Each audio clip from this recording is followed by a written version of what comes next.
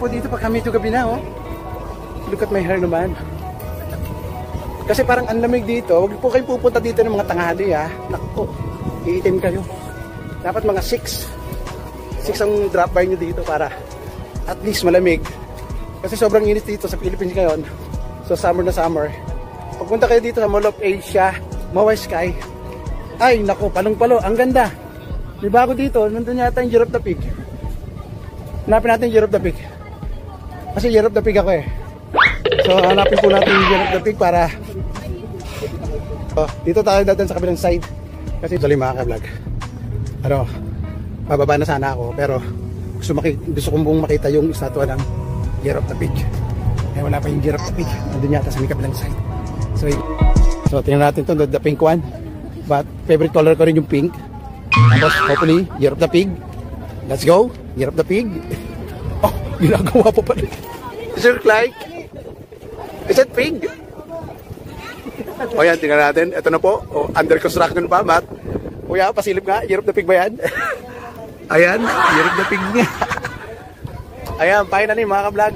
Ito ang ating Year of the Pig. Nakita rin natin. Ayan o, pig daw siya o. Ayan, pero but the last one is, parang ito yata yung under construction pa ng kuya o. Kuya, nasa yan? Under construction nila. Marami pa? Ilang year pa ba yan? Ayan. So inabutan natin. Ginagawa pa yung ating year. Year of the Pig. Palakpakan naman dyan. Palakpakan.